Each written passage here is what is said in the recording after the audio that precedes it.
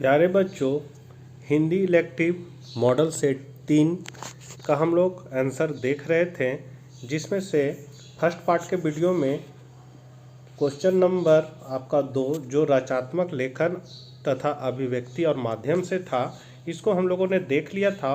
और इसके बाद जो क्वेश्चन है वहाँ से हम लोग को इस वीडियो में शुरू करना है। आपसे रिक्वेस्ट है कि चैनल पर पहली बार है तो ज़रूर सब्सक्राइब कर ले और हिंदी इलेक्टिव के बच्चों तक यह वीडियो ज़रूर शेयर करें ताकि वे भी इससे लाभान्वित हो सके। तो चलिए हम लोग आज कुछ नया सीखते हैं।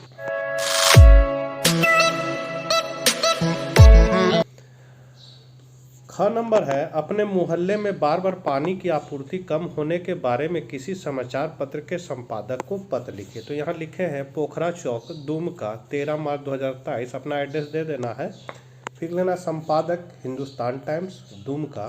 विषय देना है हमारे मोहल्ले में बार बार पानी की आपूर्ति ठप होने की शिकायत है। आदरणीय महोदय, तो हमारे मोहल्ले में बार बार पानी की आपूर्ति ठप होने की समस्या का सामना करना पड़ रहा है। क्षेत्र को उचित मात्रा में पानी नहीं मिल पा रहा है। पानी की आपूर्ति बहुत अनियमित है। 3 से 4 दिनों के भीतर केवल 1 से 2 घंटे पानी की आपूर्ति का समय निश्चित नहीं है। ऐसे में मोहल्ले के लोगों को हर दिन पानी का टैंकर खरीदना पड़ रहा है। गर्मी के मौसम में पानी की किल्लत सबसे ज़्यादा हो जाती है। कई बार पानी की पाइपलाइन खराब हो जाती है और पानी की काफ़ी बर्बादी होती है, लेकिन कर्मचारी समय पर उसकी मरम्मत नहीं करते। हमारे मोहल्ले में अलग से पानी की टंकी नहीं है, इसलिए हम बड़ी मात्रा में पानी जमा नहीं कर सकते हैं।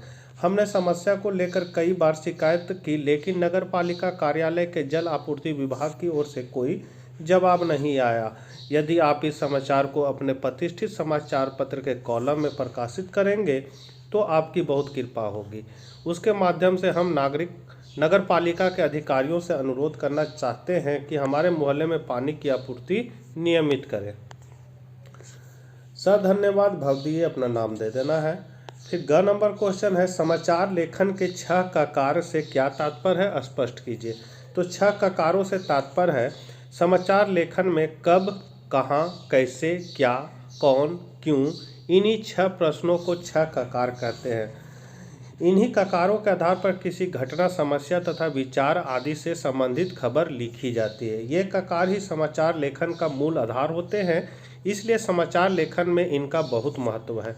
6 ककारों को हम इस प्रकार स्पष्ट कर सकते हैं। कब, यह समाचार लेखन का आधार होता है। इस ककार के माध्यम से किसी घटना तथा समस्या के समय का बोध होता है। जैसे बस दुर्घटना कब हुई, तो बस दुर्घटना सुबह 8 बजे हुई। उसके बाद है कहाँ, इस ककार को आधार बनाकर समाचार लिखा जाता है। इसके माध्यम से किसी घटना और समस्या के स्थान का चित्रण किया जाता है। जैसे बस दुर्घटना कहाँ हुई, तो बस दुर्घटना करनाल में हुई। कैसे, इस ककार के द्वारा समाचार का विश्लेषण, वितरण तथा व्याख्या की जाती है। क्या, यह ककार भी समाचार लेखन का आधार माना जाता है। इसके द्वारा समाचार की रूपरेखा तैयार की जाती है। क्यों, इस ककार के द्वारा समाचार के विवरणात्मक, व्याख्यानात्मक और विश्लेषणात्मक पहलुओं पर प्रकाश डाला जाता है। कौन, इस ककार को आधार बनाकर समाचार लिखा जाता है। अब है आपका पाठ्य पुस्तक से क्वेश्चन 3 नंबर है, काव्यांश की सप्रसंग व्याख्या करना है। तो क है, छिटका जीवन हरियाली पर मंगल कुमकुम सारा। तो इसको पढ़ लीजिएगा, सीधे हम लोग आंसर पे चलते हैं। प्रसंग है, प्रस्तुत पद्यांश जयशंकर प्रसाद विचलित गीत कॉर्निया का गीत से लिया गया है। सेल्यूकस की बेटी कॉर्निया चंद्रगुप्त नाटक में भारत के सौंदर्य पर मुग्ध होकर यह गीत गाती है। यह गीत वह गाती हुई कहती है कि, तो इसका व्याख्या है, प्रातःकालीन सूर्य की लालिमा से रंगा हमारा यह भारत देश अत्यंत रसमय और सुंदर है। कॉर्निया द्वारा भारत को हमारा कहना अटपटा लगता है, परंतु वह भारत पर मोही थी, इसलिए उसने अपनापन जताया है। यह देश जो अनजानों को भी अपनाता है, तभी तो असीम आकाश यहाँ पर क्षितिज पर जाकर पृथ्वी का सहारा ले लेता है। इससे भारत के असीम विस्तार का भी पता चलता है। रसपूर्ण कमलों के भीतर की क्रांति या शोभा पर तालाब के किनारे के वृक्षों की सुंदर डालियां नाच रही है, मानो उससे पंखा कर रही हो। दूर दूर तक सजीव हरियाली छाई है। प्रातः के समय वनस्पति पर ताजगी रहती है, वह सजीव रहती है, मानो उसे नया जीवन मिल गया हो। बाल सूर्य की लाल लाल किरणें हरी हरी घास पर ऐसे चमकती है मानो किसी ने मंगल सूचक कुमकुम चारों ओर बिखेर दिया हो। यह बहुत शांत व करुणा भरा देश है। छोटे छोटे सतरंगों के पंखों वाले पंछी दूर देशों से शीतल सुगंधित वायु के सहारे भारत की ओर उड़ते चले आते, क्योंकि यह पंछी भी भारत को अपना प्रिय घोंसला मानते हैं। विशेष तो भारत की भोर का मनोरम चित्र अंकित किया है। पूरा पद्यांश एक सुंदर दृश्य बिंब प्रस्तुत करता है। पद्यांश में संगीतात्मकता है, भाषा संगीत निश्चय एवं तत्सम प्रधान है। ख नंबर क्वेश्चन है, इसको पढ़ना, इससे संबंधित मतलब इसका भी सब प्रसंग आपको व्याख्या करना है। देखा विवाह आमूल नवल, तुझ पर सू पड़ा कलश का जल। तो सीधे हम लोग इसका आंसर पे चलते हैं। प्रसंग, प्रस्तुत पंक्तियां हमारी पाठ्य पुस्तक अंतरा भाग 2 में संकलित कविता सरोज स्मृति से उद्धृत है। इसके रचयिता सूर्यकांत त्रिपाठी निराला है। सरोज स्मृति एक शोक गीत है जिसे कवि ने दिग्वंता पुत्री सरोज की स्मृति में लिखा है। इस अंश में कवि पुत्री का विवाह होते देख अपने कर्तव्य और अपने यौवन के दिनों का स्मरण कर रहा है। व्याख्या, तो अपनी दिग्वंता पुत्री के विवाह की स्मृतियां ताज़ा करते हुए कवि कहता है कि मेहमानों ने नई पद्धति से संपन्न होते विवाह को देखा था। तेरे ऊपर पवित्र कलश से जल लेकर उसके मांगलिक छींटी छिड़के गए हैं। इस अवसर पर तू मेरी ओर देखकर मुस्कुराई थी और तेरे अधरों पर स्पंदन और मुस्कान की एक लहर बिजली की तरह दौड़ गई थी। तू हृदय में अपने पति की सुंदर छवि भरकर फूल रही थी। तेरा दाम्पत्य भाव मुखर हो रहा था। एक गहरी सांस लेकर तू मानो प्रसन्न हो उठी थी। तेरा एक एक अंग भविष्य के विश्वास की आस में बंध कर निश्चल हो उठा था। नीचे की ओर झुके हुए नेत्रों से प्रकाश की रेखा उतर कर तेरे होठों पर थर थर कांपने लगी थी। अर्थात तू तन और मन दोनों ही तरह से प्रसन्न थी। मैंने तेरी यह धैर्यवान मूर्ति देखी थी। वह मेरी युवावस्था में श्रृंगार के प्रथम स्फुरन अर्थात गीत जैसी लग रही थी। कवि को दुल्हन रूप में अपनी पुत्री को देख अपने यौवन के दिन याद आ रहे थे। विशेष तो काव्यांश शोक गीत का अंश है जिसमें कवि अपनी दिग्वंता पुत्री के विवाह संस्कार को याद कर रहा है। भाषा तत्सम शब्दावली युक्त साहित्यिक खड़ी बोली है। अनुप्रास एवं पुनरुक्ति प्रकाश अलंकार है। भाषा में लाक्षणिकता है। चौथा नंबर क्वेश्चन है, इन प्रश्नों के उत्तर देना है। तेलनी तेलनी पूछी जरी न जरी, जरी लंक जराई जरी, आशय स्पष्ट करे। तो इस काव्यांश पंक्ति में रावण को उसकी विफलता का एहसास कराया गया है। रावण हनुमान का कुछ भी नहीं बिगाड़ पाया, जबकि हनुमान ने पूंछ में लगाई उसी की आग से उसकी स्वर्ण रक्त जड़ित लंका को जलाकर राख कर दिया। हनुमान की वीरता और कुशलता का परिचय दिया गया है।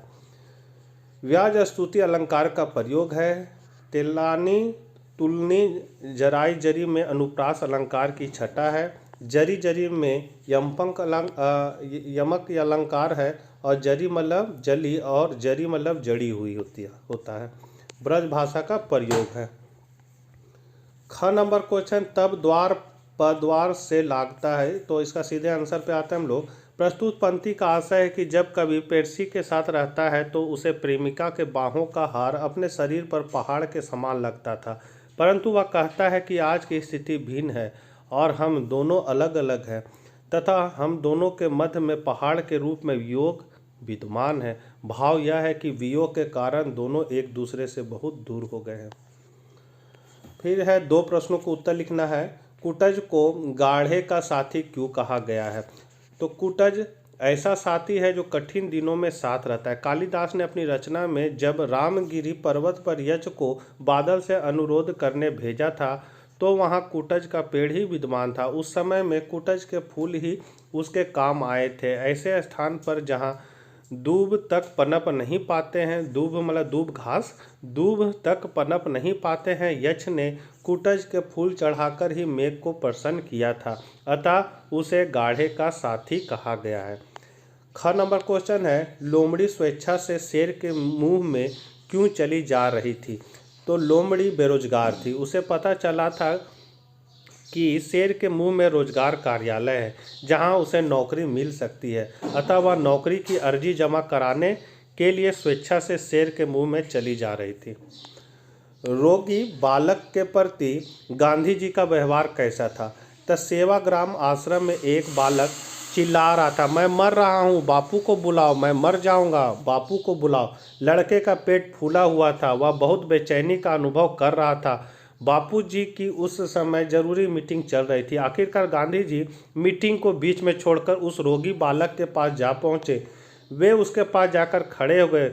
उनकी नज़र बालक के फूले हुए पेट की ओर गई। उन्होंने उसके पेट पर हाथ फेरा और बोला, ईख पीता रहा है, इतनी ज़्यादा पी गया, तू तो पागल है। फिर गांधी जी ने उसे सहारा देकर उठाया और कहा कि मुंह में उंगली डालकर कह कर दो, मतलब उल्टी कर दो।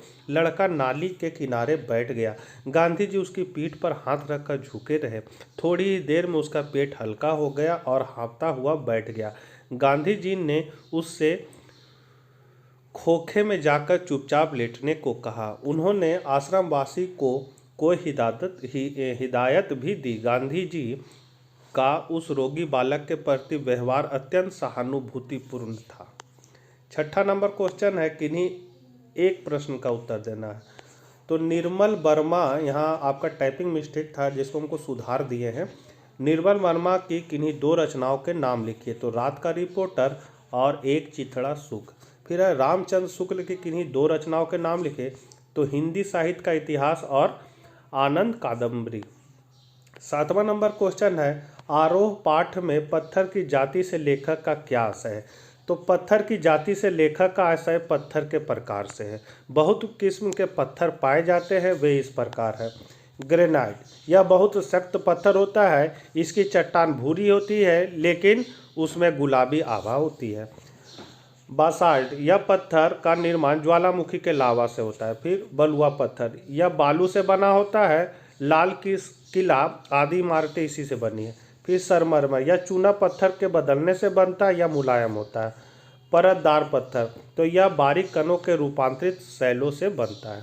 ख नंबर क्वेश्चन है, फूल केवल गंध ही नहीं देती, दवा भी करती है, कैसे? तो ये आपका मॉडल सेट 2 में भी यही सेम क्वेश्चन था और सेम आंसर भी है, तो इसको हम छोड़ देते हैं, आगे बढ़ते हैं। ऐसा आप देखना चाहते तो एक नज़र देख लीजिए। 8वां नंबर क्वेश्चन है, यह फूस की राख न थी, उसकी अभिलाषाओं की राख थी, संदर्भ सहित विवेचना कीजिए। तो सूरदास एक अंधा भिखारी था, उसकी संपत्ति में एक झोपड़ी, जमीन का छोटा सा टुकड़ा और जीवन भर जमा की गई पूंजी थी। यही सब उसके जीवन के आधार थे। जमीन उसके किसी काम की नहीं थी। उस पर सारे गांव जानवर चराया करते थे, चराया हो जाएगा, चराया करते थे। सूरदास उसी में प्रसन्न था। झोपड़ी जल गई पर वह दोबारा भी बनाई जा सकती थी, लेकिन उस आग में उसकी जीवन भर की जमा पूंजी जलकर राख हो गई थी। उसे दोबारा इतनी जल्दी जमा कर पाना संभव नहीं था। उसमें 500 रुपये थे। उस पूंजी से उसे बहुत सी अभिलाषाएं थी। वह गांव वालों के लिए कुआं बनवाना चाहता था, अपने बेटे की शादी करवाना चाहता था तथा अपने पितरों का पिंडदान करवाना चाहता था। झोपड़ी के साथ ही पूंजी के जल जाने से अब उसकी कोई भी अभिलाषा पूरी नहीं हो सकती थी। उसे लगा कि यह फूस की राख नहीं है बल्कि उसके अभिलाषाओं की राख है। उसकी सारी अभिलाषाएं झोपड़ी के साथ ही जलकर राख हो गई। अब उसके पास कुछ नहीं था, बस दुख तथा पछतावा था। वह गर्म राख में अपनी अभिलाषाओं की राख को ढूंढ रहा था। अगला क्वेश्चन है, अपने नदी नाले संभाल के रखो तो दुष्काल मतलब बुरा काल मजे में निकल जाता है, आशय स्पष्ट करें। तो नई दुनिया की लाइब्रेरी में कमल सेन और अशोक जोशी द्वारा इस खाऊ उजाड़ सभ्यता के बारे में जो कतरनें निकाल कर रखी गई है, उससे पता चलता है कि धरती के वातावरण को गर्म करने के लिए मुख्यतः खाऊ उजाड़ू सभ्यता जिम्मेदार है। यह कतरनें इस बात का पर्याप्त प्रकाश डालती कि अब मालवा गहन गंभीर क्यों नहीं रहा, वहाँ डगर डगर रोटी और पानी का अभाव क्यों हो गया, हमारे समुद्र का पानी गर्म क्यों हो रहा है, क्यों हमारी धरती के ध्रुवों का बर्फ पिघल रही है, क्यों हमारे मौसमों का चक्र बिगड़ रहा है, लद्दाख में बर्फ़ के बजाय पानी गिर रहा है और बाड़मेरा डूब गया, क्यों यूरोप और अमेरिका में गर्मी पड़ रही है, क्यों वातावरण को गर्म करने वाले कार्बन डाइऑक्साइड गैसों ने मिलकर धरती के तापमान को 3 डिग्री सेल्सियस बढ़ा दिया है। इस प्रकार प्रकाश जोशी ने पर्यावरण के संकटों के प्रति अपनी गहरी चिंता प्रकट करते हुए हमें उसकी सुरक्षा के उपाय में लग जाने के लिए सचेत किया है। तो बच्चों, ये आपका मॉडल 3 भी हिंदी इलेक्टिव का कंप्लीट हो गया है। आशा करते हैं आप लोग को वीडियो अच्छा लगा होगा। आप लोग अच्छे अंक से पास कीजिए। मिलते हैं नेक्स्ट वीडियो के साथ, तब तक ले आज्ञा दीजिए। Bye bye.